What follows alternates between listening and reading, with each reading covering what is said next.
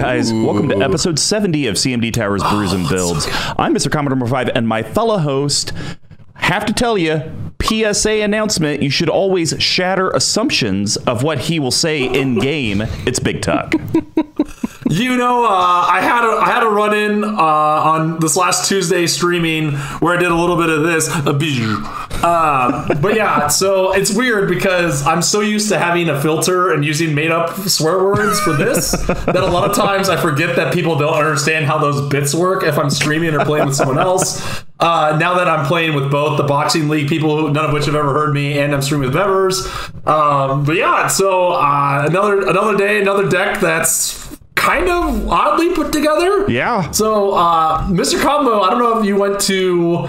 I'm not sure if you went to maybe the spa. I know you got your hair did. I did. And I'm upset that you did. It looks great, but I'm upset that you didn't go with the recommended high fade or the reverse mullet. Your own personal recommendation, the reverse mullet. No, I definitely put those bottle cappings in the trash. They look good, but you know what? I'm even better because I am enjoying a delicious Love Rye IPA from our old pals at Rock Creek. And looking at there, it's really quite good. So, anyways, I feel this week's been disjointed for me. I have no idea why. I feel like I got back from vacation again. So, how are you doing? Oh, I'm good. Stopped by our good old sponsor Level 1 today. Picked up November and December's giveaways.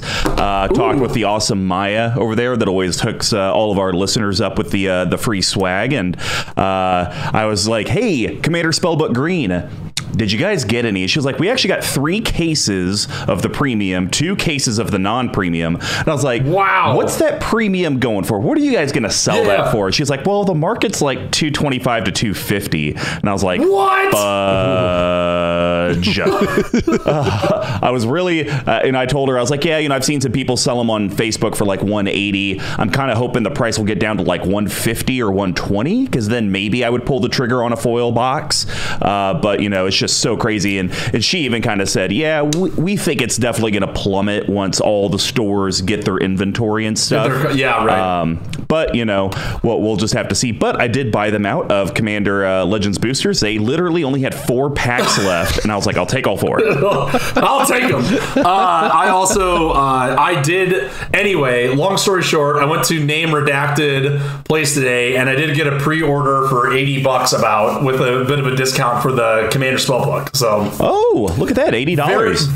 Very glad I didn't do the 120 pre-orders that I was seeing around town. Also, Spank has had $120 pre-orders, so f yourselves.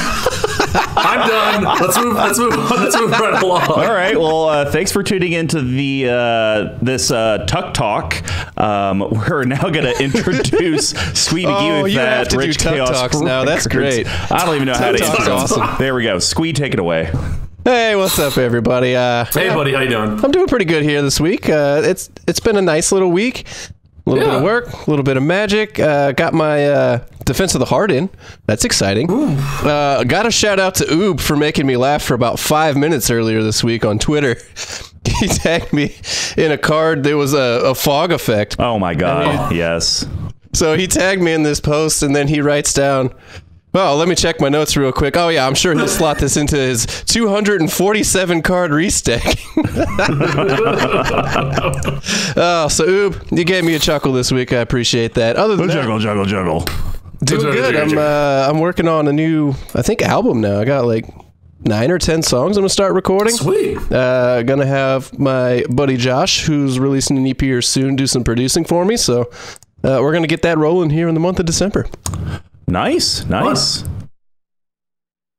it. Oh, okay. Okay. I'm cold. We're cold. Look, we're cold right now. We got to get this thing going through. Well, we haven't been talking for I figured an hour. Squee was going to talk about the Crack Pack videos that are going to be coming up, just to let the collective know that there's some exciting things on the horizon. Thank you for the reminder. Yeah, there's going to be like, I think we're going to drop probably between 6 and 12 Squeeze Pack Crack episodes here in the next couple of weeks. Give or take. Good Lord. Mr. Combo was so kind to bring me a couple of packs to open for his drafting league here coming up, and then also gave me a booster box of Zendikar. So we're gonna fly through that. Apparently, Mr. Combo has a stores worth of cards at his house, and he just no kidding. Oh, don't worry. There's another sealed box of Zendikar Rising when you're done with that one. Oh God! All right. Well, I'm gonna get my editing pants on here and just start recording for like 6 days in a row, and then we'll drop out like 20 or 30 episodes for y'all. I was thinking about this, right? And like, let's say that all of us distilled all of our decks down. Yeah. The 3 of us, right? We distilled I all only the have decks like down. 7, right? I know, but I'm saying like, and your whatever piles of cards you have left over from your Facebook buys and all that crap. I'm pretty confident with the stuff we that can open have. a store. We can just open our own store. Yep. Yeah, easily. Like I've thought about being like, Yeah, I if, was if like, it ever comes to the day where I've got the vintage bulk flavor. You've got all the modern bulk flavor. Mr. Combo's got all the foil flavor. We're ready to go here. Yeah, I was like thinking, it's like, okay, if I ever did want to sell off like everything because of whatever reason, sure. Right? If I'm just like, I think I would just like Google new LGS in the area and just go there with like a truckload of stuff. Just be like, here's all this. Here's your income for the next 5 years. Let's work something out. And they're going to be like, yeah, we don't have that kind of capital right now. We just bought a store. Right. Well, if you guys do want to find out more ways to support CMD Tower and all the content we put out, you should head over to our sponsor, which is an LGS, which they probably could take some of Tuck and I's singles, because they're always hurting for singles. Level1gameshop.com. They sell everything that you need, sealed product, play mats, everything you need from a tabletop gaming perspective. They have a very high accuracy rating, and they always have market competitive prices, even if I think Commander Spellbook Green should not be going for $250. If people are paying for it, I can't blame them for selling it. I will say that they had the lowest price on Shadow Spear of any place I saw. Oh. Because I've been trying to buy those up as fast as I possibly can. You degenerate. Well, if you guys actually would like to put money in our pockets, so hopefully we never have to sell out of Magic, you should head over to our Patreon, patreon.com/CMD Tower. We have 4 different pledge levels, and they vary from just $1 a month to $25 a month with a wide variety of different tiers. Something that you heard this last Tuesday was a deck therapy. You get that perk for just being in our patron community, even for just the $1. But as we grow our patron community, we get up to 50 patrons, which hopefully we'll accomplish that here soon. We're actually going to have a CMD Tower kit and have some of you, the collective, on the cast every single month. Send you it like in this cool like gun box. It's going to be a laptop, a microphone, some headphones. Maybe You're going to feel like Tony Stark opening this thing. Oh, yeah. Wait, is that actually happening? Yeah, 100%. Once we get to 50, we're going to do it. All right. Okay, cool. Okay. I'm in. All right. All right, let's see how high our voices can get. But if you guys can't help from a monthly perspective, but you would still like to pick up some of the swag you see either BigTuck showing on Mr. Bever's Twitch channel, whatever I show on MTG Lexicon's Twitch channel, or even just in our Quarantine Battlegrounds that our other patron community members have, you could head over to our store, cmdtower.com/merch. We sell everything on there. Please go buy it. I would like to get it out of my basement so that I can buy more product to put in here so you guys can now get different stuff. That would be kind of cool. And then we're going to have the same rigmarole all over again for another year. Oh, it never ends. Well, we've had this product here forever. Please empty my basement. But if you guys can help us out financially, either from a monthly or one-time perspective, just share the content you're watching and listening to, because seriously, every little bit of interaction from the collective does help. And of course, Pink Royal, thanks for the music provided in the beginning and the end. And hey, stay tuned to the end so you can figure out how you can win those 2 Commander Legends EDH decks from Level 1 Game Shop. So Brews and Builds is our deck tech series. Since we conquered the path to 32, we have moved on to the endless themes that EDH can bring us. Each month will be a new theme, and we correlate how those decks are constructed similar to how a beer is brewed. So we broke it down into 4 different categories. The first one's rampant setting your board state. That's grains. Yes, and grains are the foundation of every beer. They include both base malts and specialty malts, usually in a 60-40 ratio. This helps with the color, the taste, and most importantly, the alcohol content of a beer. Decks always need ways to grow, stabilize, and ramp in your bigger threats. And just like your grain profile, they're usually a mix of staples and specialty cards.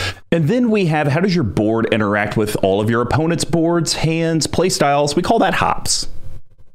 Yes, in Hopskim the beer, it's patented bitterness and herbal floral flavors. They grow in a variety of strands and help distinguish subcategories like this rye IPA brewed with Canuck, Citra, and Columbus hops. Could you call it a rye IPA?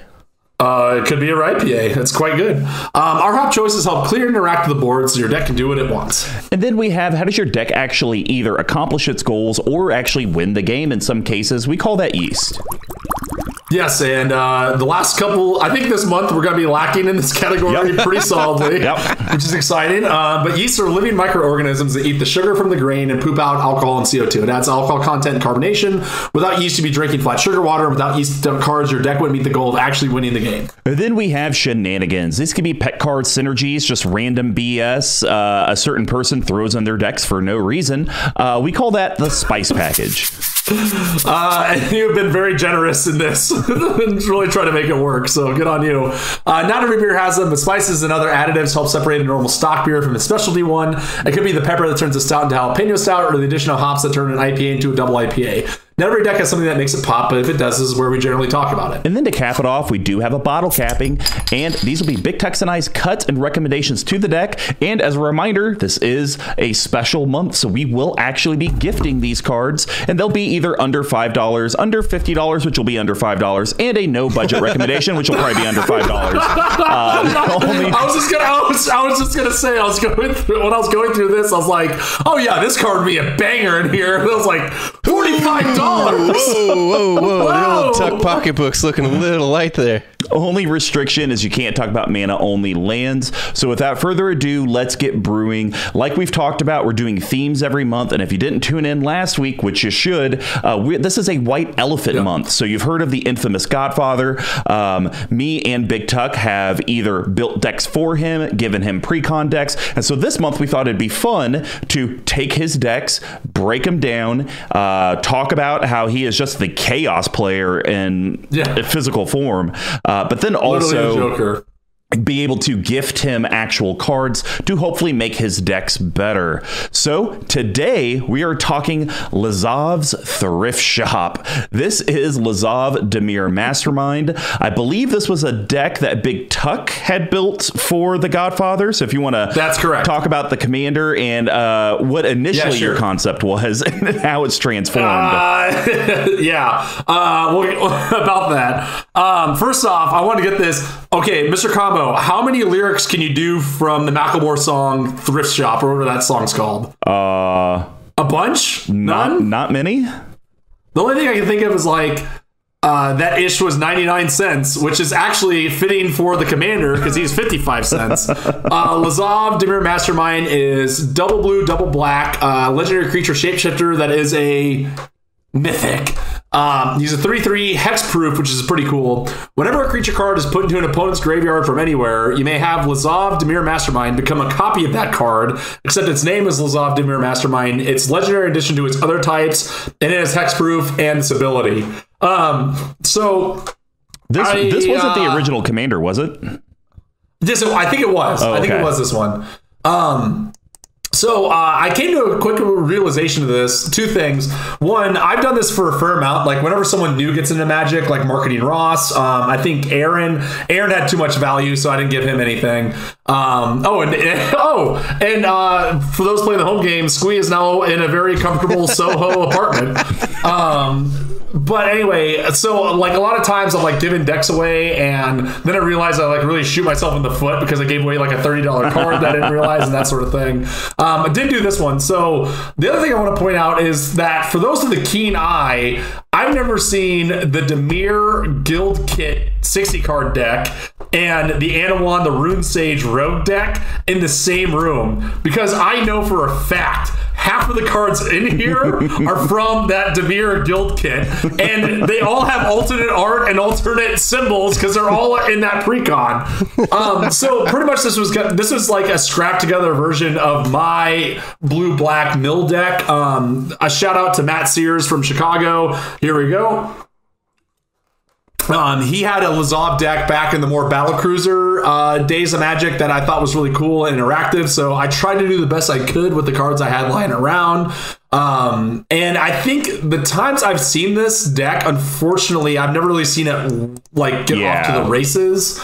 Like, I know I think it's got and looking through it, I was actually like pretty surprised and being like, oh, there's actually like a fair amount of juice here, right? So kind of for the stipulations that the deck get around, which we'll get into in a second. That's kind of where I wanted to go with it. I think I also had a bunch of cards from the Animatu pre-con, or maybe it's just all from the Dimir. I don't know. It's all blended together. But I built this for the Godfather to kind of give him a little bit more of like an interactive, maybe kind of help him learn how to like play control, casting more instants and sorceries and that sort of thing. Yeah, and so usually when I see a Lazav Dimir Mastermind, I personally think of the deck as it's a clone deck and it's a mill deck. And I see bits and pieces, but then I see a lot of cards and it's just like, why? And we'll get to those. Now to be fair, I think comparative to the one from last week, this one has been touched a lot more. My fingerprints are a little more dulled on this one. Yeah, because I feel it's like a loss for words, people. Yeah, I feel like this deck is a lot like my Aloro deck before we kind of took the butcher knife to it. It's trying to do way too much. There's like a discard theme, there's a clone theme, there's a mill theme, there's like a kind of command damage theme, there's a control theme. I just don't know what it's trying to do. But I do think there are some gems in the deck that are good. But I really think that, just like last week, I think I said this, but before we dove into that deck, the bottle capping is really where I think we're going to be able to shape this kind of unmolded clay for the most part. I feel like this deck is kind of like, the shot wheel you have at the bar where you like spin it and you have to take a random shot. This is like the Dimir wheel. You spin it and you just pick a random theme for that game.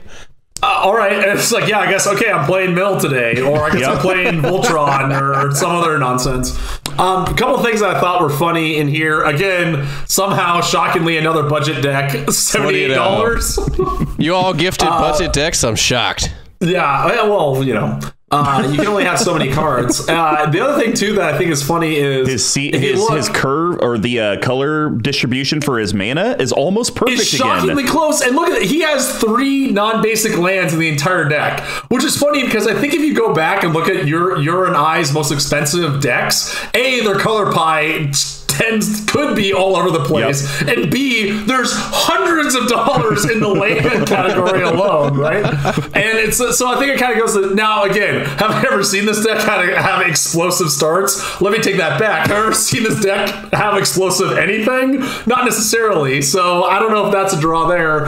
Color pie is looking good, and it's coming in at a 3/4/3 CMC. Yeah, it's not bad. Which for like a battle cruiser Dimir deck is probably okay-ish, right? Like Dimir doesn't really have super fast stuff in it, I guess. Yeah, and I mean, he has the standard Dimir, mana rocks in the deck. Yep. So I mean, I don't know if there's anything more you could do to lower the curve and get more explosive. I think the deck is what it is. It's just, I think it's that mid game. There's too much of that variance to where it's like, cool, turn 3, I'm gonna make you discard a card. Well, turn 4, I do nothing because I have a counter spell. Turn 5, it's like the deck can't really do what it wants to do until it's like turn 6, 7, and 8, and that's if you're hitting every single land drop. Then that's really where the deck kind of has its identity, I would say. Yeah. So I agree, and kind of opens up a little bit, right, with what you can do. So let's get into this. We're going to start with the grains, and BigTuck, since you are the bastard father of this deck, why don't you go ahead and start? I don't want it. This is definitely, I don't know where he got this card from because I don't even own a copy. And if I had one, I certainly would give it away to anyone. Very powerful equipment, especially in a deck like this. I want to start off with talking about Dowsing Dagger, a card that I don't think sees enough play, or at least in the decks that we're playing. So Dowsing Dagger is a 2-drop artifact equipment, 2 colors, obviously. It's a rare coming in for $2.42, which I think is about right. Yeah. When it enters the battlefield, target opponent creates 2/0/2 green plant creature tokens with Defender. If you want to give those to Arcades, go right ahead. Equipped creature gets +2/+1. And then whenever equipped creature deals combat damage to a player, you may transform Dowsing Dagger. It's got equip 2, and it flips over to Lost Veil, which is tap, add 3 mana to any one color to your mana pool, effectively Gilded Lotus. The pirates adventured into the interior for treasure. They found something far greater, which I guess is just more mana ? I don't know. But anyways, I think this card's really interestingly designed in the sense where it has this like weird drawback where if you're doing 1-on-1 and when it's printed, you're kind of hamstringing yourself. But in this deck, there is a fair amount, and I kind of want to lean. I think there's a way that this could lean more into it of like evasion.deck, right? There is a fair amount of like 3 drops, especially, and we'll get into that later because I've done some quick maths that have a lot of flying, a lot of evasion, and I don't think it's beyond. And even if you put this on your commander, he's a 5/4 hexproof. I think it's going to be a target to get in when you can get this thing going, right? It's kind of slow. It's a little slimy in terms of its mana production. Yeah. But I think it's really cool, and I just wish I had like 5 copies of these, but I'm not paying $2 for it. Yeah, I mean, you say you wish you had 5 copies of it, but do you really have that many decks you would put it in? Because I personally don't. I think I might I might put it in my Commander Esha deck, because she's flying and protection from creatures, and mono white needs the Gilded Lotus. Needs the flip, but yeah, and I mean, look, I like the card for this deck. It's definitely not one I would cut. It feeds into that Voltron-esque theme, depending on whatever Lazav is at the time. Right. And so I do think that's... Because the interesting thing with Lazav is you almost think of him, and this is using the phrase incorrectly, but whatever. I'm part of this channel. I make the rules. He's kind of a toolbox commander, but not from the aspect of my deck is providing the toolbox. It's like whatever your graveyards have, I'm going to grab the tools that I need at the time. So he very well could have flying. He very well could have trample. You could have these evasion things even if this deck doesn't provide it. And this at least gets you the ramp that the deck does need to be able to do that late game, potentially win, but probably not. Let's be honest here. Yeah, I totally agree. But so evidently that wasn't yours. Nope. What's your first one you want to talk about? So my first one is a very cool card because it's kind of like the Dowsing Dagger. Because of the wording on it, it says play cards. You might be able to hit land drops off of your opponent's libraries. Ooh. So we're talking about Night Veil Spectre. Uh-oh. Is that a match? Nope. That's apparently one that he's going to be... constipation, no big deal. Yeah, that's apparently one he's cutting because he looked like he just twixt his pants. So this is a Dimir. So you could pay it in any combination of black and blue for up to 3. It's a creature Spectre 2/3, and it has flying. When it deals combat damage to a player, that player exiles the top card of their library. So with it costing 3, you could have this down turn 2, turn 3. Not a problem. You may play cards exiled with Night Veil Spectre. I know it doesn't have the writer text of you may spend mana as though or mana of any kind, but I don't think that's that big of a deal. I think early game, you're exiling, hopefully, mana rocks, lands, any of that type of stuff. You play that off of your opponents because it does say play. And then late game, because, I mean, honestly... Who's really going to waste a removal spell on this? Probably no one. And once it does die, if it does get targeted, removed, or combo blocked, well, if Lazav's out, now Lazav is a copy of it. So now you still get to play the cards with it. And that's why I like it, because it's good on its own.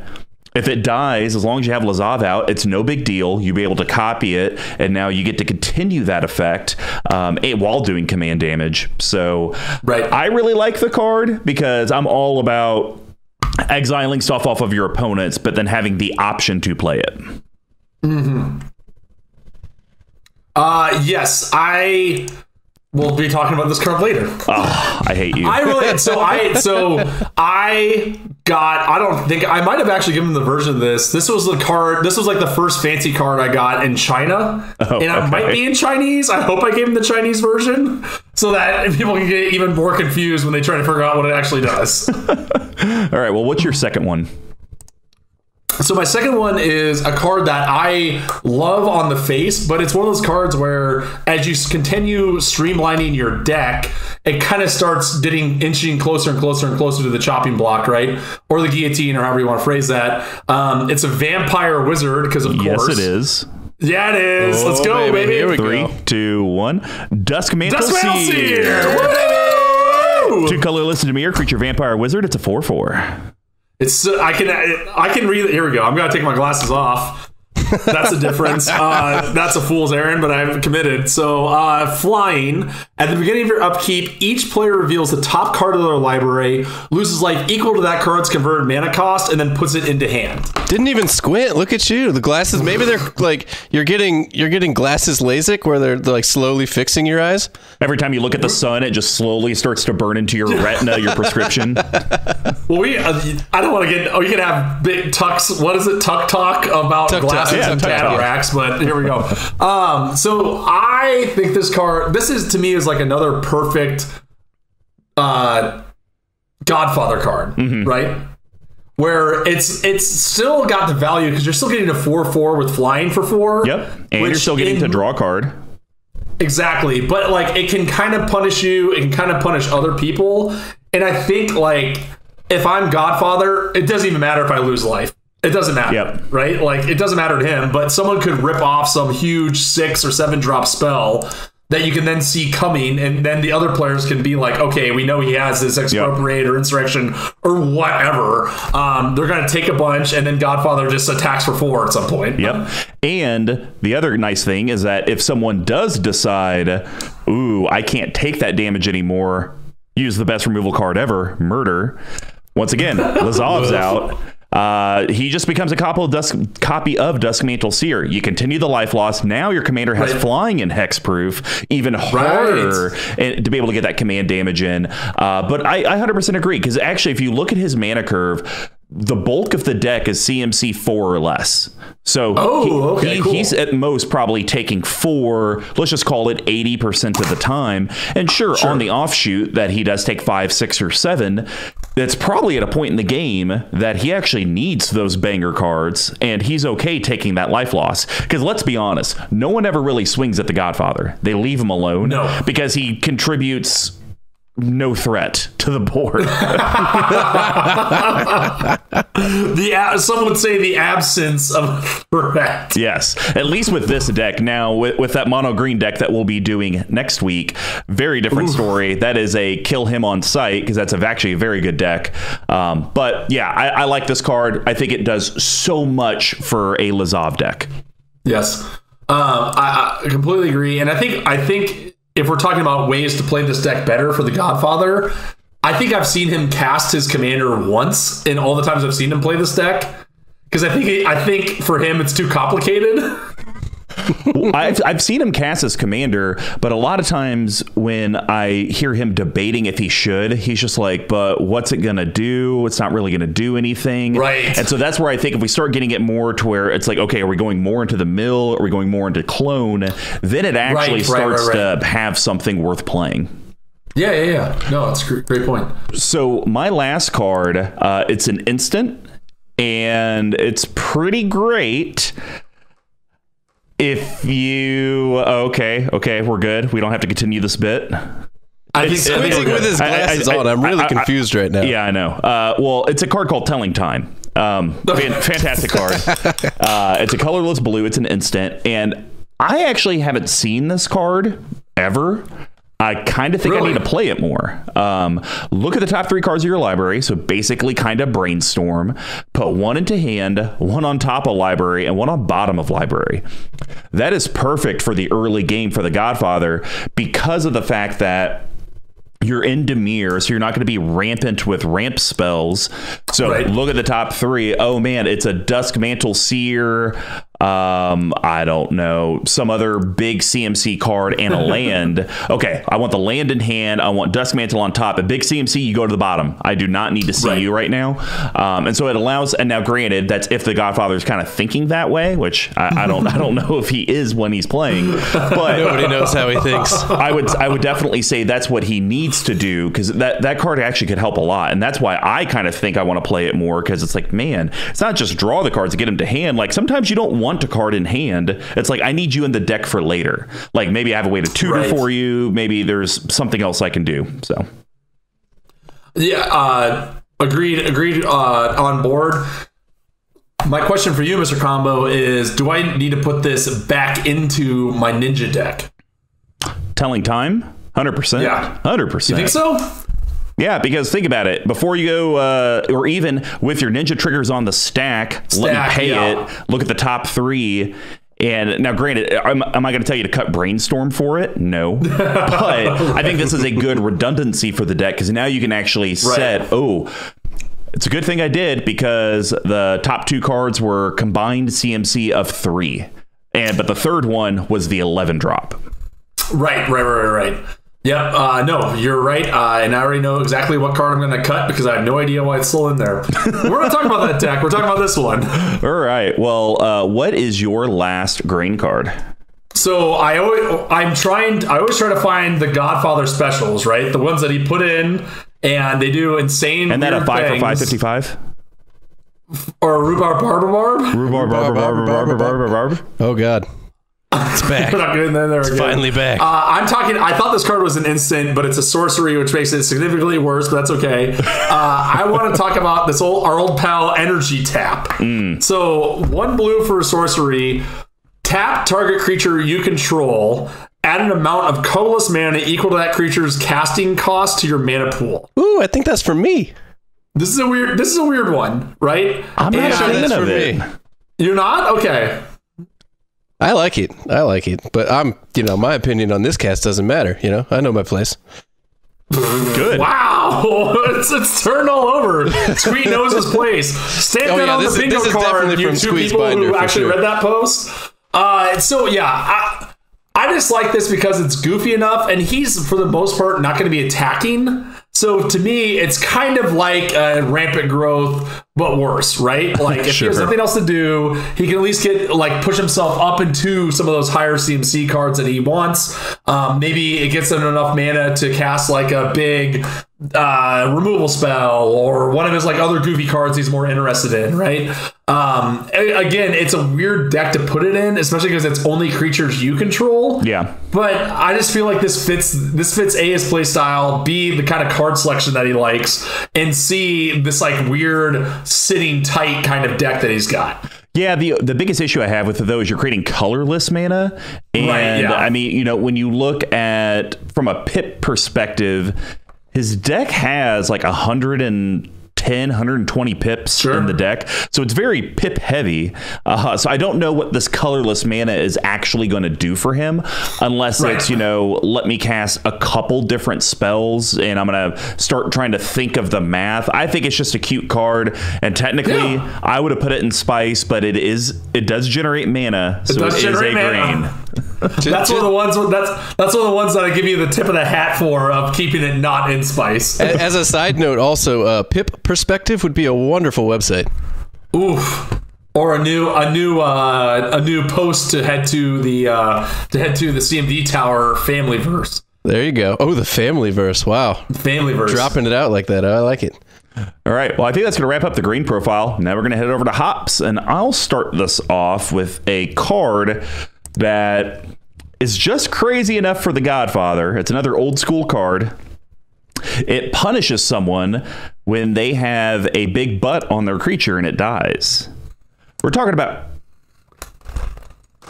Okay, 3, 2, 1. Creature Bond. Creature Bond. Colorless Creature blue Bond enchant creature. Is a 1 colorless and blue enchant creature. Pass turn. I already did it. Yeah, all right, I gotta, as the referee here, Mr. Combo said it first. You lose, Tuck. Son of a gun. Son of a rogue gunsmith, which I'm not sure is a card. This is also a squeeze special. If target creature is put into the graveyard, creature bond deals damage equal to the creature's toughness to that creature's controller.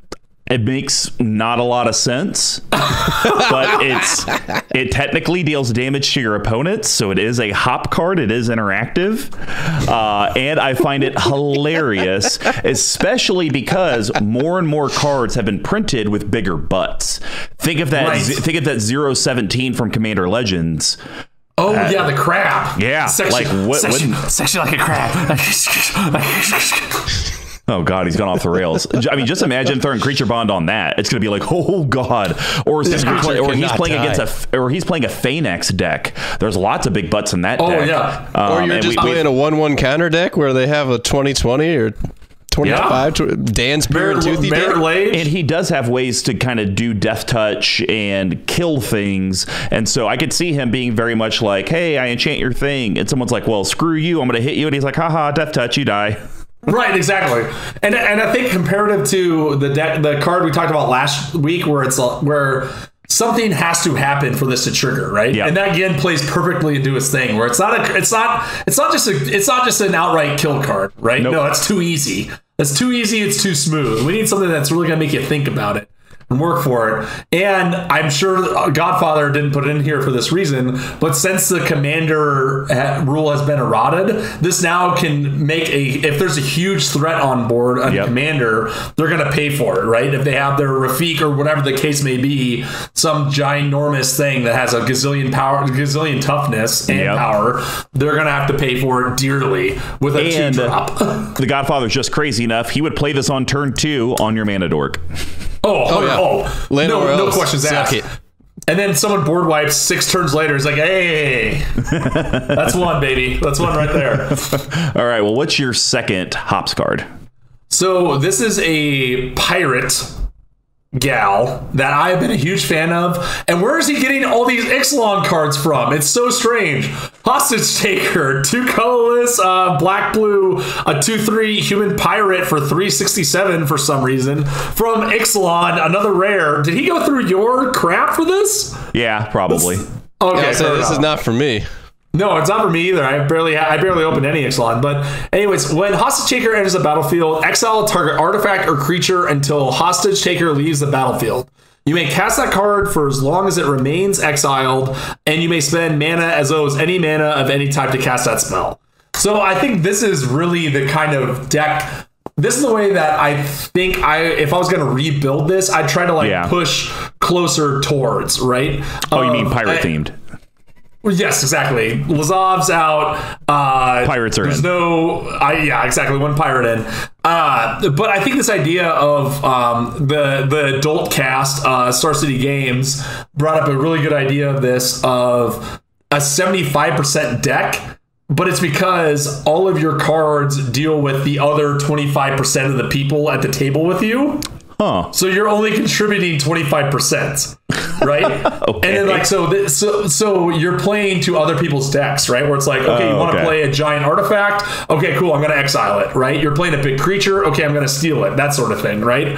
And I think not only would pushing in that direction would that make the Godfather happier with his sort of insanity shenanigans, but I think it also plays to Lazav's theme from like a meta perspective, right? Of he's becoming things. It's only as good. Lazav is only as good as the creatures you're killing or milling, right? And I think that sort of clone steal effect would kind of be a really fun way to push this deck in. Yeah, I think those are all great points. It is 367 because of Commander Legends. I guarantee if you looked at the MTG Goldfish, it probably spiked once they saw the pirates. B, I think this is a good card. It's something, I mean, I don't run it in any decks, obviously, since it was in my bulk rare section. But I think 4 mana, exile a creature, you still have a 2/3 body or artifact, and then you have the potential to cast it and use any mana to cast it. That's pretty damn good. I mean, we live in a world where there are Koziliks and Ulamogs, and usually killing them does nothing because that shuffles it back into the library. Like, hey, I'm going to exile it. and then I'm going to cast it and get its cast trigger. I mean, that's a lot of different value, and I do agree. I think that would be a better direction for the deck. Is like I'm either cloning your stuff, or I'm stealing your stuff, or I'm gaunting your stuff over and over. Those types of things I think would be a better direction for the deck. But hey, we live in this world, and here we are. It's the Godfather's world. It's the Godfather's world, and we're just living in it, right? Yeah, pretty much. All right. Well, my second card is actually pretty cool. It's 1/2, or I guess 1/4 of Austere Command. It is Ritual of Soot. Ooh, right. So 2 colorless, black. It's a sorcery. Destroy all creatures that convert mana cost 3 or less. This deck will struggle. Hold on, wait, you're not done reading it. There's some stuff in italics. I can see it. I can wear my glasses. I can see it. I haven't heard a single bit. I read one earlier. All the other ones I've chosen have not had any. On purpose. All right. Only the patrol's armor was found, so tainted with the acid smell of sudden death that it could never be worn again. Ooh, that's good. That's real good. So the reason I like this card in this deck is going to struggle super hard against go wide strategies. It's just not going to be able to handle it or keep up. And a traditional board wipe, I mean, sure, you could do Cyclonic Rift, but neither Tuck or I are giving him a Cyclonic Rift. No. That maybe when it comes out in Commander Spellbook Blue. I guarantee it'll be in that. Without a doubt. Yeah. And so you can't do your traditional Damnations or Wrath of Gods if it was in white, because that's also going to get rid of Lazav.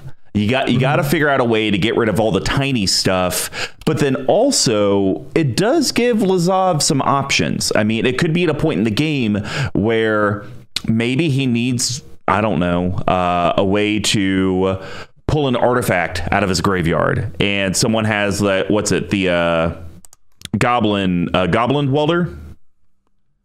Yes. Yeah. Yeah. Maybe he needs it to be a Goblin Welder. Hey, let me sack an artifact to get this other thing back so I can maybe actually win the game. It's not going to give him bangers to where his commander's just going to like knock the socks off of people, but it's going to give him access to utility creatures. But I just think the core of it, let me get rid of all the tiny stuff and Lazav lives. I think that's worth it. And this will, I completely agree. And this will come into a little bit more note down the road, but I can confirm there are 5 creatures in this deck that are 3 CMC or less. Oh, wow. So it's pretty much going to be a free go. It's pretty much going to be a free board wipe. Yeah, exactly. Right. And especially at damnation cost. Right. Totally agree. This is also another card that I gave him that I've wanted to work so bad, but it's always just been one. It's always just been there, and then you open a pack and it just goes right out. It sucks, but I hope he can find use for it. Who knows with him? All right. Well, what's your last hop card? So this is another card that I gave him. It's an enchantment, and I think it's a cycle from Plane Shift that I've always really liked, and I just can't figure out where to use them in a deck, right? I've had this one in a bunch of different ones, and it just doesn't, I can't get it to go there. But in this deck, I think it's hysterical. So we're actually talking about Sears Vision. Oh, it's great. You like this? For this deck. For this deck, okay, cool. I was like, this is the antithesis of a Mr. Combo card. 2 colorless and Dimir, that's blue-black. It's a rare enchantment. It's actually from Invasion. Pardon me, Vorthos nerds. Suck it. Isn't that supposed to be Urza in the art? I think so. If that's the lore behind it. If that's the blind seer, a blind seer, which I'm assuming it is because it's from that block and just says Sears Vision. So all opponents play with their hands revealed, which I think is the real reason why you want to play it. Yep. And then the latter is sacrifice Sears Vision, look at target player's hand and choose a card from it. That player discards that card. Play this ability only the time you can play sorcery. So, I think it's really, really cool, and I think it's a very fun kind of casual, you know, everyone's playing with the chips down and trying to figure it out. And I think again with the Godfather's play style, it's just totally on theme of sowing chaos. Everyone knows what everyone else has besides him, but no one cares what he has because he has cards like Seer Vision in his hand. And then if you need to do something that's problematic and bend something, you can. It's such a cool card, and for me, it's floated between so many different decks that I just never could find a home for. And I think I have seen him cast it before, and I could see that he gets kind of excited, being like, "Whoa, I know something that you don't know." Except everyone knows because everyone can see it. Exactly, but he's still got the cards. He's still got the cards in front of him. Oh, I gotcha. Yeah, so I like it, and I'm gonna have to retract a previous statement. I thought he had a fair amount of discard in here. He has like 5 spells that discard. Because what I was gonna say is Sears Vision's great for this deck because it allows him, because usually whenever you play a discard spell, it's usually target player. And so now with the hands revealed, it's like, oh, I see you have that. And usually the way I would do it is, oh, I see you have these counter spells, or I see you have this interaction. I will choose you. The way the Godfather does it is like, ooh, that's a cool creature. I'd like to be a copy of that. Discard it. So I think it's perfect for his play style. And I think if we go more towards that discard themed, this will definitely be a helpful card. Yeah, I completely agree. All right. Well, my last one is it is actually one of the discard cards. I'm surprised I don't play this card more. Smallpox. Oh, it's insane. It's black good. Sorcery. Each player loses a life, discards a card, sacrifices a creature, then sacrifices a land. Take away a few things, and a rebellion may ensue. Take away everything, and the oppression will be occupied or accepted as fate. This is perfect. This is the absolute best Godfather card. Once again, I could see him doing this on turn 2 just to do it. But for Lazav, it does, he's going to get potential copies of creatures as long as they aren't tokens.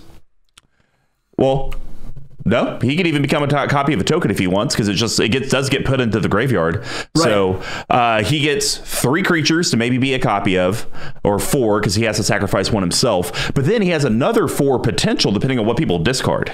And if you play this right, it's hopefully later in the game where hands are sparse, and it's like, I'm probably going to get anywhere from 4 to 8 creatures to pick from, and I'm good with that. Yeah, I am actually surprised you don't run this in any deck. Yeah, to be honest with you, it's so good for 2. It's like an 8 for 1. I know.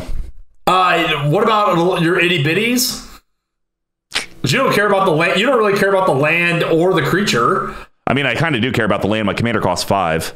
Oh, please. It's easy. You got your Cabal Coffers, your Urborgs. Yeah, but you've played that deck enough to where it's like, oh, missed a land drop. And I'm using Demonic Tutor to go get a land. And I like how you all, I don't know, people at home got this, but when you say I have played that deck enough, you mean literally I have run it, because I think I've run it 3 or 4 times. Yep. I like when we used to be able to do our mashups. Yep. I don't know. I still think it's solid.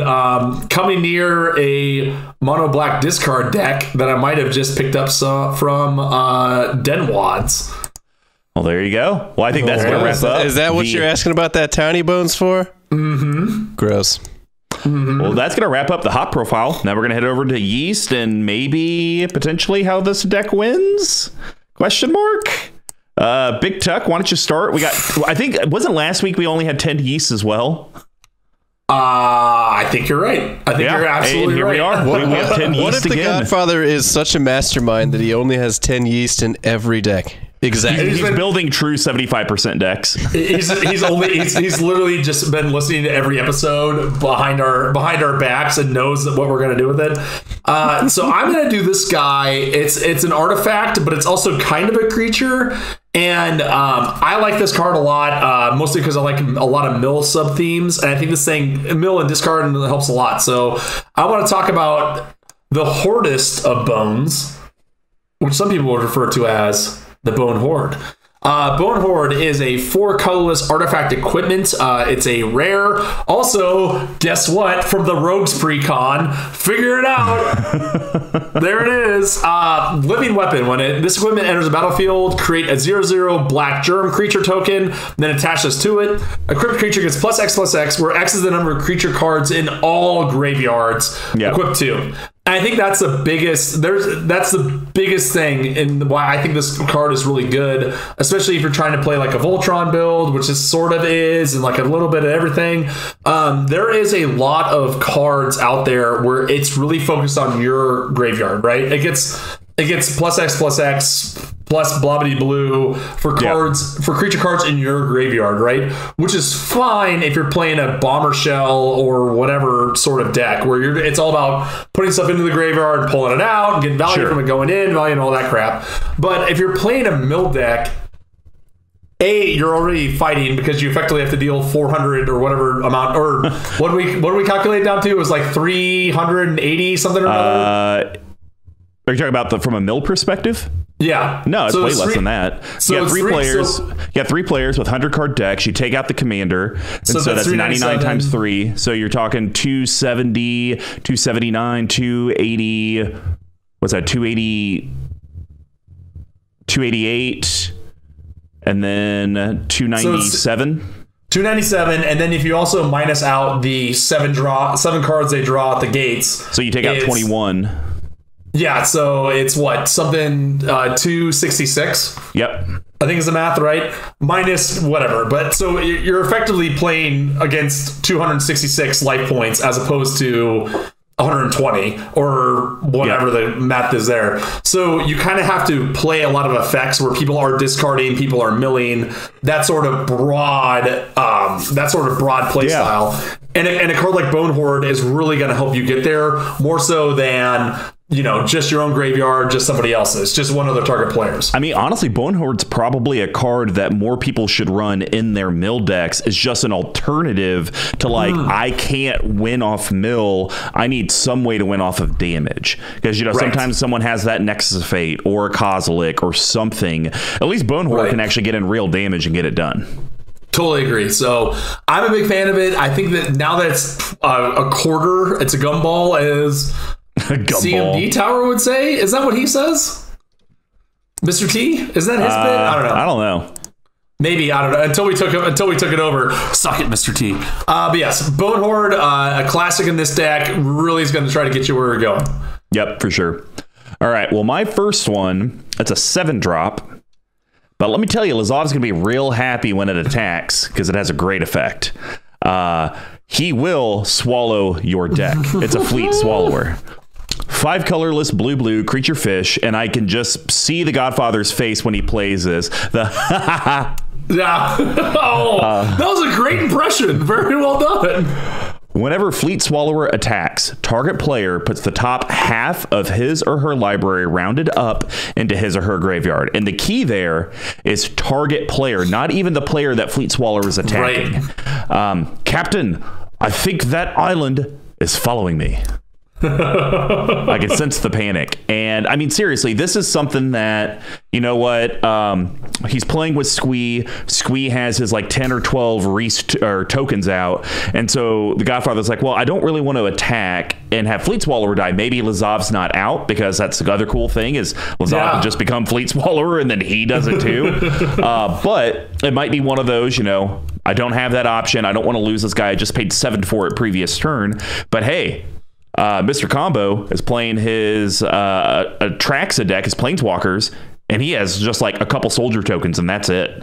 Right. Swing it at him, but Squee, I'm going to have you mill out half your library rounded up because you're the one player with all the tokens I can't deal with. Or, what other rigmarole? Maybe someone has all the enchantments, so it costs 7 or 8 to attack them. Okay, I'll attack the other guy for free. I'm going to make you mill half your library. Right. It's a perfect card. And the fact that Lazav then gets, in theory, at that point, probably 40-ish cards to look at, 45. Easy. And yeah, I completely agree. And to your point about playing against people who are running their decks out quickly, right? The token decks. A lot of times, if they're playing in one version of green, they're going to be playing creatures, drawing cards, playing more creatures, right? Yep. And they're decked by the time this card even gets cast on turn.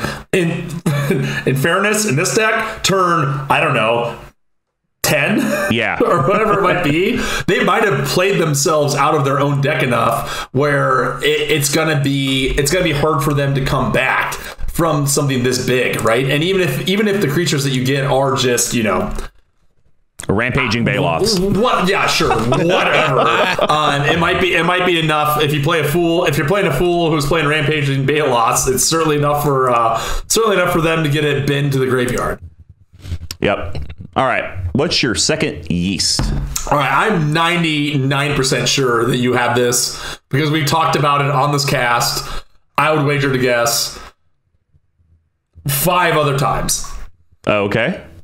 And it's a horror that just got some sick new artwork as well. Really? Nope. It was such an easy choice. We're talking about consuming aberration for the 19th time. Of course, I'm not going to talk. Oh God, it's consuming aberration, the new grafted exoskeleton.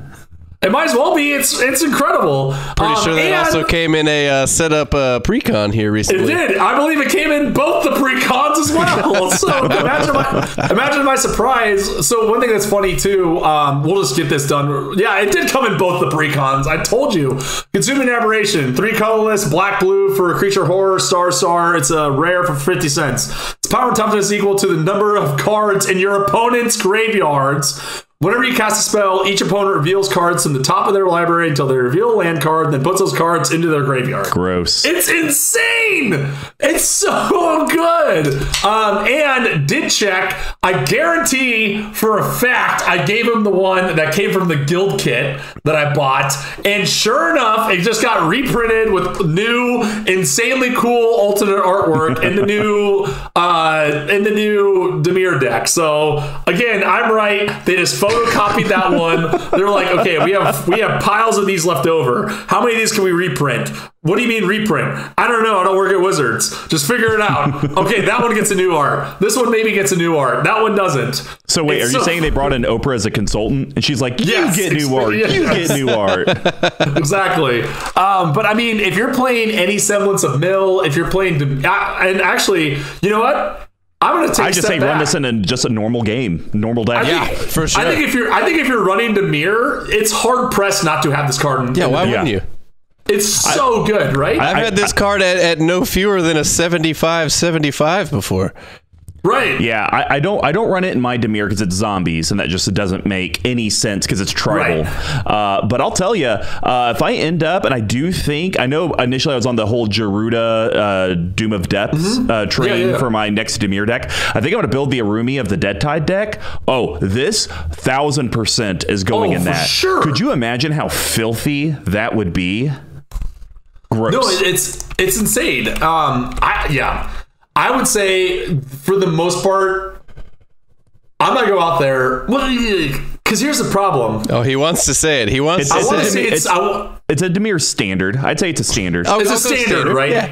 Yeah, it's not a staple. Yeah. It doesn't go in every Dimir deck or deck that runs both the colors. Like, I'm not going to run this in my Planeswalker deck. It just Why would you? Because you're casting one spell a turn, right? Yeah. And in similar scope for the same reason, I wouldn't run this in my Ninjas deck.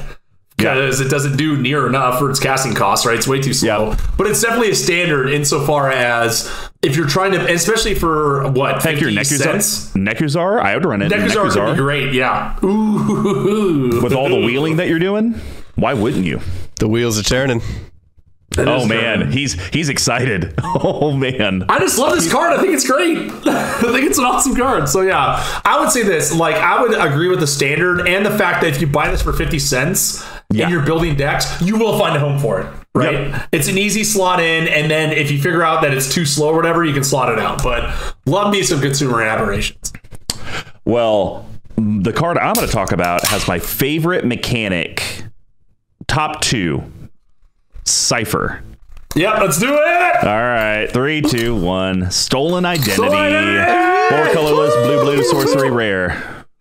It's 35 cents, also printed in the Dimir Guild kit, also printed in the Rogues deck. So figure it out, assholes. 4 colorless, as he said. Create a token that's a copy of target artifact or creature. Cipher. For those who don't know, it's a bunch of italics. Cipher. Then you may exile the spell encoded. There are so many dumb mechanics that only came out in one set, which is this one, which I think is Dragon's End or something, whatever. Then you may exile a spell encoded on a creature you control. Whenever that creature deals combat damage to a player, its controller may cast a copy of the encoded card without paying its mana cost. Dope. It's a cast trigger. So we just talked about consuming aberration. We want to create clone copies. And you know what? You throw this on Lazav. He has hexproof. Target removal isn't going to do it. Is someone going to waste a board wipe because of this? I'm going to venture to say no, unless there's a consuming aberration on the battlefield. Could you imagine having that stolen identity, can make a copy of consuming aberration, put it on Lazav, and then attack, cipher, and do it again? I think even better, consuming aberration turn 5, right? Turn 6, land. Stolen identity, new consuming aberration, and consuming aberration trigger. Consuming aberration attacks for 50 at somebody or whatever, right? It's really good. So this is, I would wager to guess that the Oob would say that this is a casual catnip card because it's it's a little slimy in the sense of both it's 6, right? And B, you still have to deal combat damage to a player with the creature. But again, if you're playing this right deck like this one, where there's so many creatures that have some semblance of evasion, you're gonna find someone who doesn't have a flyer or anything else, right? Yep. And that's actually a perfect segue to my last yeast card. It's simple, it's boring, it's flight. I think that's an actual yeast card for this deck. So 1 blue, enchant aura, enchant creature has flying. Those who claim to know the world in its entirety rarely have the requisite perspective. Ulmaris the Wise? Yeah, well known in Magic lore. Yeah. Just a little PSA: if you're talking about old blue cards, they all came from Squeeze Binder. So I like this card because evasion is the one thing. Let me rephrase that. Combat evasion is the one thing Lazav does not have. Evasion of any type, consuming your aberration, doesn't have. You know, your bonehorn germ has no evasion of any kind. Yep. This is a great way that, depending on where the Godfather is at any point in the game, he can give the creature he needs flying to be able to get through. Yes, our particular play group does see more flying than we ever have before. Yeah, that's weird. Yeah, it just came kind of, and we're seeing more mill than we've ever seen before. I don't know why Sir Nathan and Marketing Ross hate us and Duffman and Terrifying Tyler. I just don't get it. Terrifying Tyler. The T squared. So yeah, flight, slam dunk in this deck. Being only 1 mana, you just only way it would be better is if it was an equipment. You know, if he did cobbled wings or something. Or what's that? Isn't there like a sandals card that kind of does something similar? Yeah. Fleet Feather Sandals, but I think in this deck, you really only need this once, right? This isn't something that you're going to plop down. You're going to wait till you have the Fleet Swallower, till you have the Consuming Aberration, till you have something. It's it's effectively, you're playing it like a one shot, right? Yeah. And if you get multiple shots out of it, even better. You know what I mean? Yep. Totally agree. But it works, which is weird. All right. Well, that's going to wrap up the yeast package, and now we're going to head over to the spice, and I'm going to keep talking. This is actually a $10 card. Don't know where he got it from. And I kind of get why it's in here, and I kind of don't. So we're talking about Helm of the Host? Question mark? It's weird. 4 colorless legendary artifact equipment. It's a rare. Forged out of... My gosh, I'm going to have to zoom in on my screen. I think it's Flowstone. That is super small. Whatever. Yep. Forged out of Flowstone for the Queen of Vesuva. So, at the beginning of combat on your turn, create a token that's a copy of equipped creature, except the token isn't legendary. If an equipped creature is legendary, the token gains haste, and it costs 5 to equip. Like, I get it. Having multiple Lazavs would be cool. And I guess multiple Fleet Swallowers. I mean, but all of that stuff you're accomplishing for actually less mana with Stolen Identity than you are with this. And it gets ciphered. And so, in theory, you could do it again that turn. And so I get it. It is a spicy card to have in the deck. I guess I leave it at that. Yeah, and I think to your point, I think he only has 2 legendary creatures in the entire deck, one of which is the commander, and then the other one's Mirko Vosk. Yeah. Which he's never going to cast because this is going to get killed on sight. I may have to try and work up a trade with him for Kukusho. That would be it's really good. All right, Big Tuck, what's your spice? So I'm gonna rewind back to a year ago April when Mr. Combo shows up late to my party because he forgot the date that it was with a box of commanders, and I was really excited because I figured he was gonna give me that collector's edition Scrubland or something that you had. No. And then I was gonna slot it right into a deck. Instead, he shows up with Urtai, which we have talked about on this podcast, I believe, right? We have indeed. At some point, yeah, we have on the podcast and on a Weatherlight report. Right, yes. Very early. I was really excited. Well, I wasn't, but now I kind of am because it's actually one of my favorite decks that I have. So I was like, okay, great. I'll do Urtai Curses. I've wanted it. Bam! There's one card that I've always liked, and it's going to be great, and I know it's just sitting in my binder, right? I'm going to go get it right now. I think I did it like the day after. I stumbled around, couldn't find my glasses, almost threw up, all that stuff. Flipping.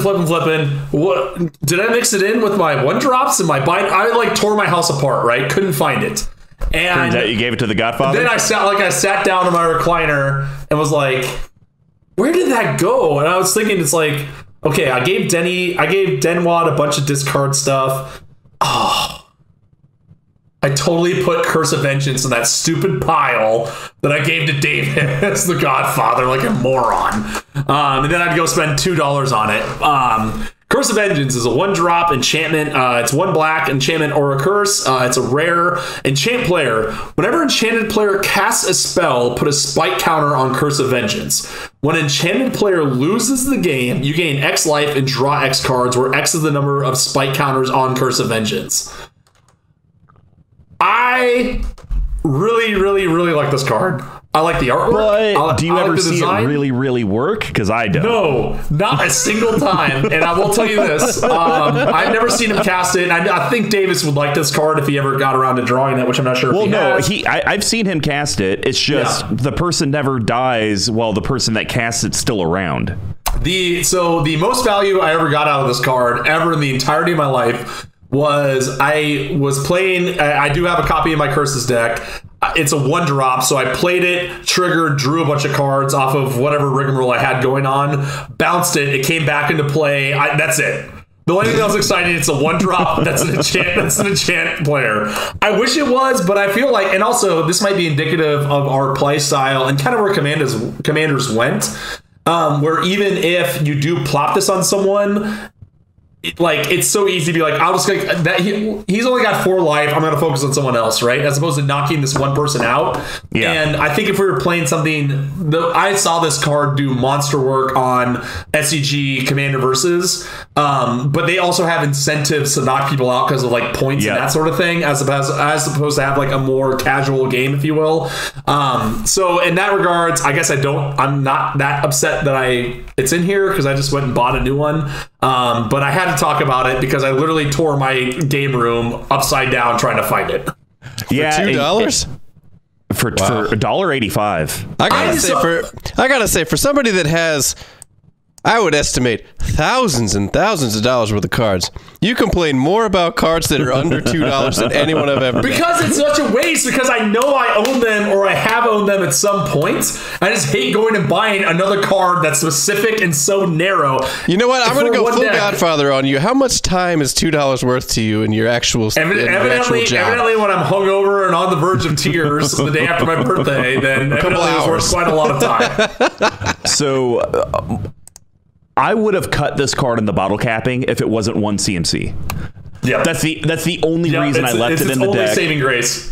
And the fact that I know that the Godfather does get giggles off casting this on someone. If there was another curse for 1 mana that was in these colors, I'd put it in. I don't even care what it is. I would just, because this card just never works. It's such a pain in the ass to keep a track of, like how many spike counters, like, and trying to keep track of all this stuff. Because then it's just like, it doesn't matter. You're not gonna die like while that person's still around. No one's gonna get rid of it. Yeah. Now we're on to the bottle capping, and as a reminder, there's going to be BigTucks and I's cuts and ads for the Godfather for Christmas that'll be under $5, under $50, under $5, and a no budget recommendation, which will also be under $5, that we will add to the deck. The only restriction is no mana only lands. So BigTuck, why don't you help round this out? Start it off. Okay. What are you going to cut for under 5, and what are you going to add? So I'm going to cut Nightveil Spectre. You tool. I know, but I even made a good case for it. I agree, right? Which is a lands case, which is fine. But it's fine. I feel like and I played this card before, and when I first started playing Commander, I realized, I was like, okay, I can get everything, right? And I remember, like, I was like playing with the group, and I was like, okay, you know, mono red player, haha, right? And then they're like, okay, cool, 2 red and 2 colorless. And I'm like, okay, great. I'm gonna tap these manas. And they're like, wait a minute, you can't only play them, you can't cast. You can't cast them using any mana. So there's another card that's better than this, which I'm not going to go into. But I thought this was a great time to bring in my favorite going on record right here, favorite subgame of Commander. Monarch. We're taking out the Spectre. We're putting in the Court of Cunning. Colorless blue, hot off the presses for $1. It's an enchantment right from Commander Legends. When it enters the battlefield, you become the monarch. At the beginning of your upkeep, any number of target players each mill 2 cards. If you're the monarch, each of those players mill 10 cards instead. A throne built on wisdom cannot be toppled. We're going in a little bit more on the mill theme. We need it. This is 3 mana for at least 6 cards, which is insane value already, repeatable. I think it's unlikely that anyone's going to blow this up until they realize this is what always happens in mill in my experience. Like, people either get on it and get on it fast. They're like, okay, whatever, everyone's doing it, fine. Like, oh well, there goes that, but he gets screwed too. And again, he doesn't have a ton of defenses in this deck against losing the monarch, but people are going to draw spells. I love the monarch so much, and they just give me a whole slew of new cards to be able to play to it. So I couldn't help myself. Yeah, I mean, I think it's fine. I do agree the Godfather does like the weird sub-game stuff, so I think he'd enjoy the Monarch, and being able to plamp out a BigTuck Monarch token available at cmdtower.com/merch. They're nice, they're metal, they're shiny, they feel great. And I do agree this deck could use ways to draw cards, but most likely it's not going to keep the Monarch. But then it's just going to flow around to a lot of people. A lot of people are going to do the whole BigTuck, like, hey, let me just hit you for 1. I just need to draw a card. Let me get a taste. Let me get a taste. Let me get a little slap and a tickle. BigTuck's normal life. He's the one that's agreeing to take the 1 finally. Me? Oh, I'm always down for it. Pass the hat. I played with Duff, and he's like, all right, I want the hat. Give me the hat. He didn't call it as anything else. He just said, I want the hat. So, Court of Cunning again. I just think it does what this deck wants and gets the best sub theme in the game of Magic online. Sure. All right. Well, my under 5. I know it's gonna be blasphemous, but I'm cutting Swiftfoot Boots. Yeah. 2 colorless artifact equipment. Equip creature has hexproof and haste. Equip 1. Not even gonna bother reading it. It is the text. And the reason, guys, is his commander has hexproof already on the body. I don't think the haste piece is worth it, and if it was, then you just run Lightning Greaves. 100%. So cut that for one of my favorite cards, also getting more on the mill theme. I think Mindcrank should go in here. Ooh. Yeah. Yeah, coming at a cool $3.50. Holy hell, is it really? I just got one of these, yeah. I just ordered one of these like last week. Yowza. For the road I thought that was we've been cheap. talking about all day. I figured $3.50 was cheap for it. I thought it was more expensive, wasn't it? Yeah, I ordered like a Japanese or Chinese version of it or something like that to get it cheaper. So, 2 colorless artifact. Whenever an opponent loses a life, that player puts that many cards from the top of his or her library into their graveyard. Damage causes by loss of life. Let go of your memories and be reborn. Agent Etchings, Plate 106, Passage 27. So, I think this is great for him because it doesn't state whenever you cause an opponent to lose life or whenever you deal combat damage to an opponent. It's just whenever they lose life. Like MTG Lord of Leaves pointed out and blasted me on Twitter when I killed myself with Mana Crypt and Ancient Tomb. I dealt 31 damage to myself. Well, that's milling 31 cards. That's 31 opportunities for Lazav to become other things. Mind Crank is a card that does put people on tilt. But a lot of times people just don't have anything to deal with it until they get that artifact removal. Because I mean, look, could you imagine Mind Crank, or sorry, Court of Calling? Someone else gets the Monarch, then you play Mind Crank, and it's like, yep, pass it on, and people are gonna be like, dude, I want the Monarch, and I'm gonna hit you and be like, no, please, I don't want to mill. It's gonna happen, and then they get the Monarch, and then they're gonna get hit and have to mill, and then they're gonna lose the Monarch, and it's just gonna be this weird like domino game that just continues. So I think this would just be awesome. So, question on that: do you think this is worth putting? So I'm reshaping my Marquesa deck into the Monarch deck that I always wanted to be, right? Sure. I'm doing a bunch of cuts. I'm so excited, right? Like, it's already been one of my favorite decks, but a lot of it is like kind of this incidental damage. The way that you've described this, I think you're right. I think this should go in there, right? Only if, because whenever I've seen you play your Monarch deck, you do have a lot of stuff to where you become the Monarch, like off of ETBs. And so I think this is the card you want in that deck if you plan on not being the Monarch. And when I played it recently, that's how it's been. Yeah, come on over for a damage. Yeah, come on over for a damage. Well, he's the Monarch now. Do you want to draw a card, right? Like, send it around. So I like it. I'm a huge fan of it. What a great pull. And busting out the penny books for it. So look at that.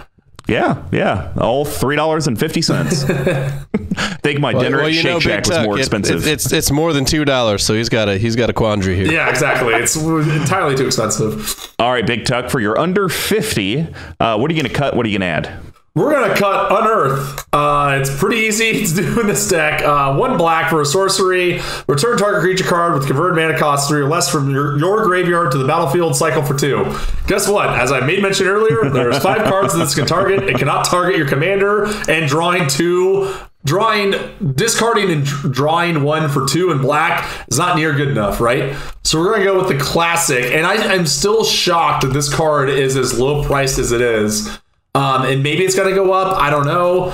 We got to get some maddening cacophony up in this deck. Oh my God. You have to. It's so good. I also just ordered this. This is like what? Anawan 2.0? This is great. It is. Like, I'm telling you, it's the exact same deck because I built it off of the deck that they base Animal on too.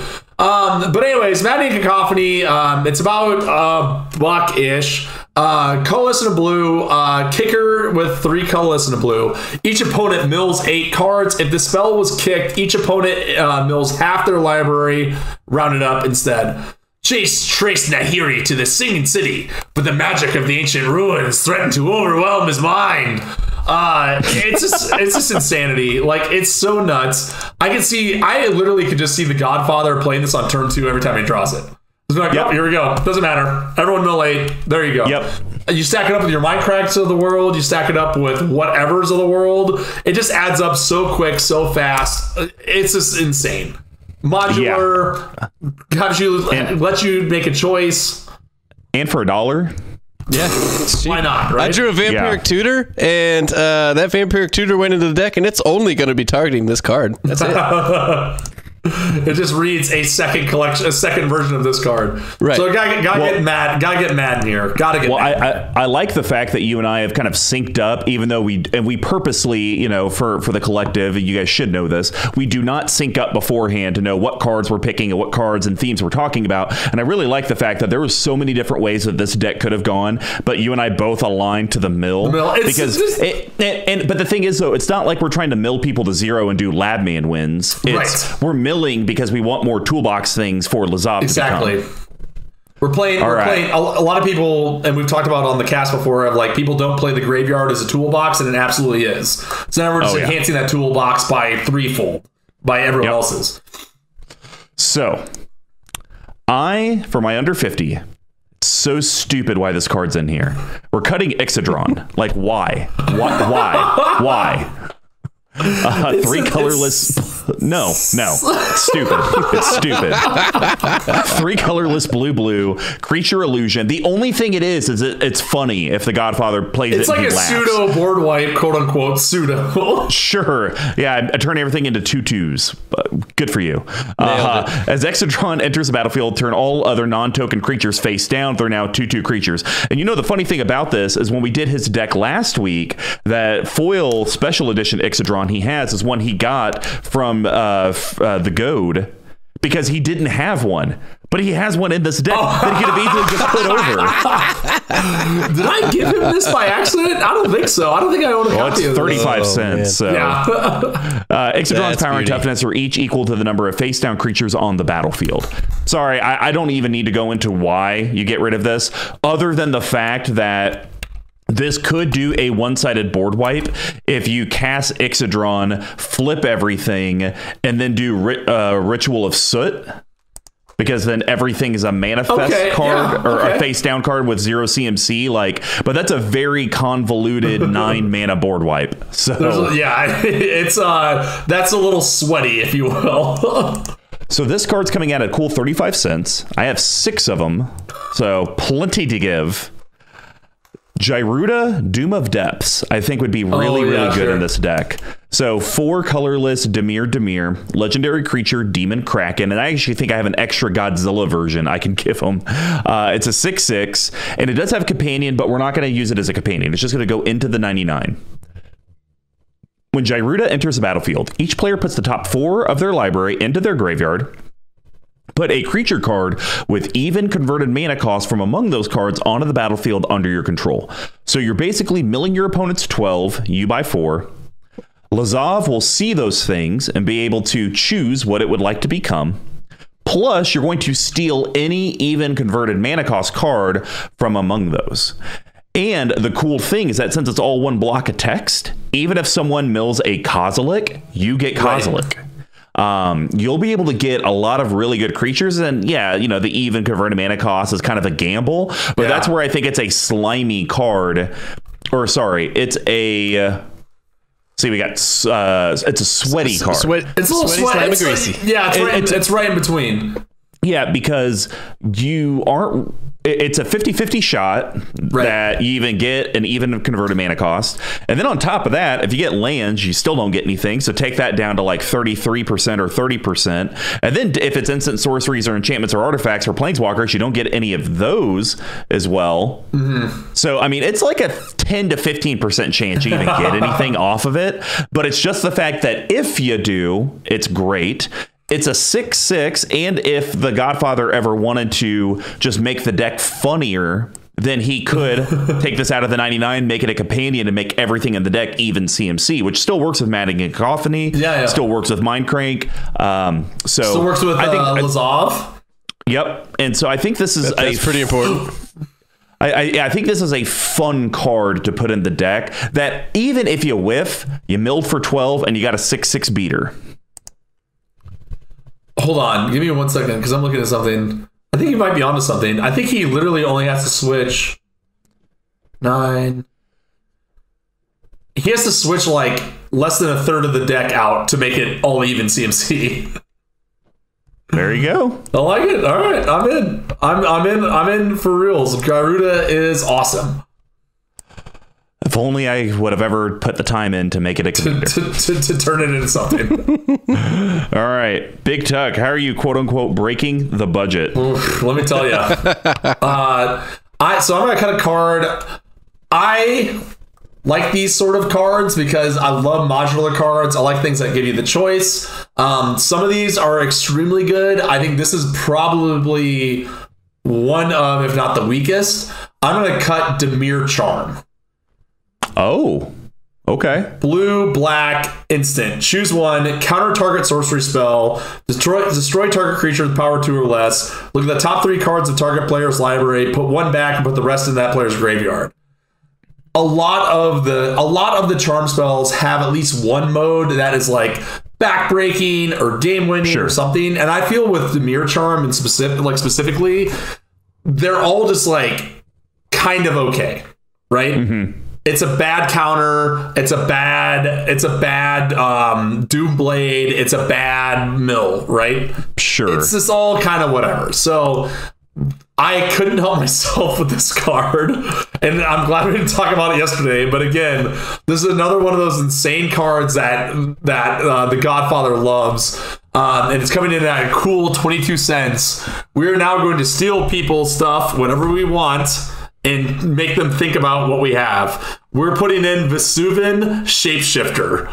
3 colors blue. As it enters the battlefield or is turned face up, you may choose another creature on the battlefield. If you do, until it is turned face down, it becomes a copy of that creature, except it has, at the beginning of your upkeep, you may turn this creature face down, morph for 2.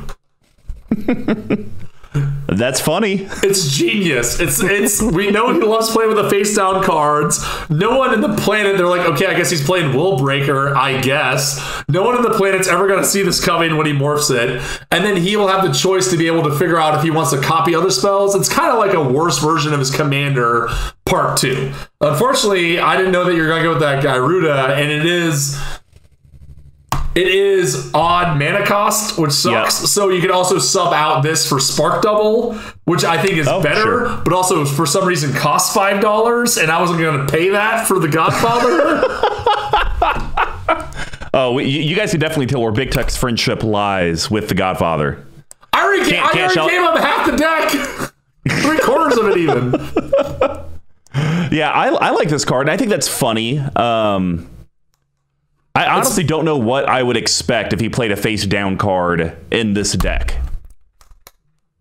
I would expect he's just cheating. He's just lost it. To turn it up, is it 5 or 2? 2. So 2 to play it face down. 3 to play it face down. 3 to play face down. 2 to flip it. Wow. So either way, it's 5, which I think is kind of cool, right? Yeah.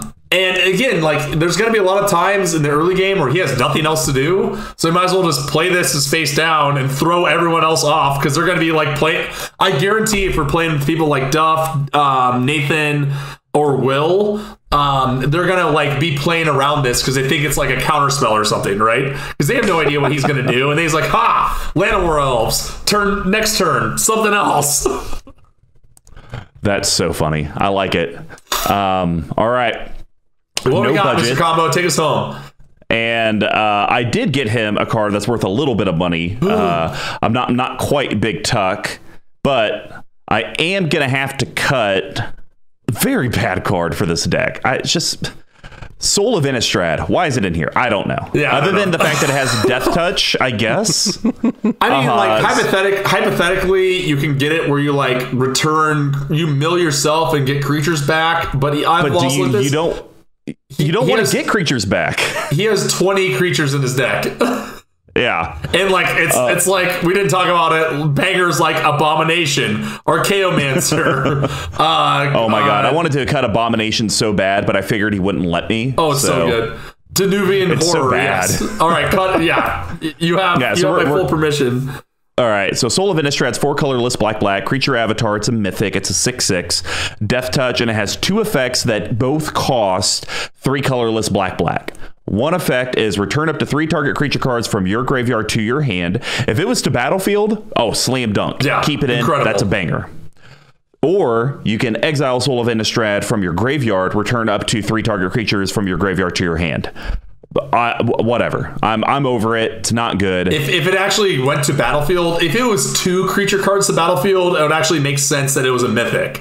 But there's a reason why it's a mythic and it's 50 cents. Yeah. But the card I'm going to add is a cool $17. Whoa! Whoa, you liar. You said under 5. Yeah, I know. That's Is there what an I do. older version? There is not. So, we've been talking about how we want our opponents to discard and basically just fill up the graveyard. No card is better than that and scarier and puts Tuck on tilt more than this 10-drop Oh my god, I thought you were Jin gonna say- Gitaxis Core Augur. 8 colorless blue legendary creature praetor. It's a mythic and it's a 5/4. It has flash, so you can play it at instant speed. At the beginning of your end step, draw 7. Each opponent's maximum hand size is reduced by 7. So he, a lot of times in this deck, is sitting around and doing nothing, or he's just like, I guess I'll play Abomination even though no one's playing green creatures. Like, cool. So now he has a reason to hold it back. It's still even CMC, so it works with Gyruda. Gets milled by Gyruda, then it comes out. It gets killed on the spot like it should. Lazav becomes a copy of it. He's always going to have access to this Jin Gitaxis, and it does everything his deck wants. It's going to draw him some cards to hopefully actually help the deck win. But then it's going to reduce all your opponent's hand sizes down to A. They aren't going to be able to interact with you. But then the biggest thing is they're going to fill up the graveyard, give Lazav more targets to hopefully become copies of. I mean, sure. Oh my god, come on. Got to give more than that. So it's $17 for a 10-drop that he's never ever going to cast in a deck that he never plays? It's insanity. He plays this one. But see, that's the point. This whole month is about you and I helping him make these decks into something that he enjoys playing. Because if you think about it, really the only deck he likes playing is the one we're doing next week, which is mono green, and the one we did last week. The other 2 decks is Boros, and this one he doesn't like to play, and it's because they're not good. I'm not convinced he likes to play any of them, if I'm going to be honest. Well, and if I'm being honest, we're at the end of the episode, and as promised, here's some details about our giveaway from our sponsor, Level 1 Game Shop. We're giving away both Commander Legend Commander decks. To enter, it's super simple. Just help promote the content we produce. You get an entry for every interaction you do with us on social media and becoming a part of our patron community.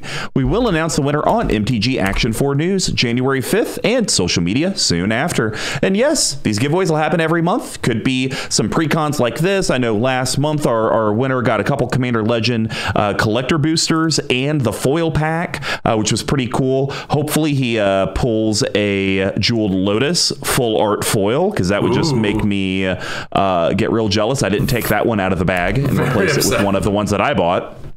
But it'll just depend on what our sponsor Level 1 Gaming can provide. But, you know, to help us grow and help our community grow, please leave us some positive feedback on whatever consumption platform, whether it's YouTube or a podcast. It really does help the analytics and algorithms reach other people like yourself to join the collective. If you would like to reach out to us and, of course, ask questions about the contest or our content, here's how you can do that. You can reach me at MrComboNumber5 on Twitter, all spelled out except for the 5. Big Tuck, where can they reach you? I have re-downloaded Twitter to my phone because I needed to get messages about streaming and that sort of thing. So I am on there at BigTuck tweeting on the Twitterverse. You heard it here first. Big Tuck needs Twitter. Needs it, he said. I still hate it, but here we are. You can reach our main account at CMD Tower on Twitter as well. We also have a website, cmdtower.com/BNBE70, where Big Tuck will have the Godfather deck list posted and the full article accompanying this. Basically, if you just type into the Googles Control Magic, Mind Rake, and Discovery Dispersal, tower.com will come up. Squee McGee, if people want to find out how to get a hold of your Manolith commentary, how would they do that? Oh, you can find me on Facebook or Instagram at Rich Chaos Records. You can find me, it's deersquee at cmdtower.com. That's email. Love it. Keep hitting me with those questions. They've all come from email. Every single one of them. So both of you can also suck it. You can find me at Dear Squee on Twitter. Now you can find me. I'm doing pack cracks. Squeeze Pack Crack. They're on YouTube. There's a lot of them coming up here soon. So stay tuned. Go to our YouTube channel at CMD Tower and subscribe to that so you get some notifications when you can watch me open some packs for other people. It's going to be great. I love it. Also, if you want to send me packs or you want me to open a booster box, whatever the hell, maybe you like hearing my voice, or maybe you think I'm lucky. I don't know. Send them to me. I'll open them. It'll be a blast. I'll put them in some sleeves if they're nice. If they're not nice and you don't want them, I'll throw them in the garbage, and then I'll send them all back to you. It'll be great. Anyways, that's where you can find me. More content coming soon. Yeah, he does handle all audio needs for the channel. And hey, if you guys want to hire him and his company, Rich Chaos Records, you should do it. He can help you out virtually. And if you do come in person, masks are required. Shoe thongs optional. Ooh, like it. Not calling them flip flops. They're shoe thongs. I don't even know if you need the shoe because you can just call them thongs. But yeah, but if I said that, people would get real weird. Any way you want it, there has to be some toe cleave at Rich Chaos Records. Yeah. Let's 100%. Talk about maybe we'll call them big toe thongs. Ooh. Big toe thongs. God.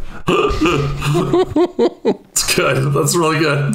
Another way that you could support us is actually head over to that Patreon we talked about, patreon.com/CMD Tower. We have the 4 different pledge levels to where, like, even for $5, you can join Squeeze Choir and get the cool Squee McGee sit and tight, get up and fight coin designed by Marketing Ross, to even for $25 getting a CMD Tower playmat, 100 pack of matte sleeves, the coin, the BigTuck Gold Monarch token, and the MrComboNumber5 reminder token, because let me tell you, I forget triggers left and right, and that thing has saved my bacon. I also have to say, now with this new set, the Monarch token is so very relevant. Yes, I've used it several times. There I you used go. it on stream a couple weeks ago. As well as each tier does give additional entries into those monthly giveaways. And if you can't support us from a monthly perspective, but would still like to pick up some of that cool swag, just head over to our store, cmdtower.com/merch. We have everything on there. If you have questions, we do have it linked to Facebook, or you can just shoot us a Twitter question and we'll get back to you as soon as possible. And of course, thank you again to Pink Royal for the music provided in the episode. So BigTuck, we're at the end of week 2 of White Elephant Month with The Godfather with Lazav's Thrift Shop. How do you feel the deck could perform with some of the bottle cappings? And B, how do you like that name? I feel like it's very appropriate. Name was great. Awesome job. Your naming, your deck naming skills are awesome. Way better than I could have done on the fly. I don't know. I don't know about this deck. I don't know about any of these decks. I don't know about life. I don't know about life. I'm just floating aimlessly here. No, I wish that I could have played in pods to see this deck run out a little bit longer. But I think doing the cuts that were, I think like you made mention at the top of the cast, doing the cuts that we're doing, just doing some cuts at all, I think will help smooth the deck out. Will make it a little bit more fun to play. Maybe help the Godfather see the through line between point 1 and point 2 a little easier. Yeah, I agree. And I think the biggest thing is, look, each episode we're doing 6 total cuts from the deck. So that's, 6% of the deck is getting changed out. So it's not going to completely change the deck overnight. It's not going to be something where we give it back to him and he's like, I don't even recognize this anymore. It's just completely foreign. Where's my abomination? But it should be one of those things to where each game he hopefully will see a new card and be like, oh, well, that's kind of cool. Let's give that a shot and see what happens. Right. And hopefully him seeing this fresh blood injected into the decks will actually make him more excited to where he doesn't just play mono green and Kadena Surprise Party. He'll actually want to play all 4 of the decks that he has. Yeah, definitely. And again, hopefully I'll be able to play with him again. It's been since we were over at your place since I got to play with him. Well, I'm sure he misses playing with you too. And on that inappropriate note, bye-bye.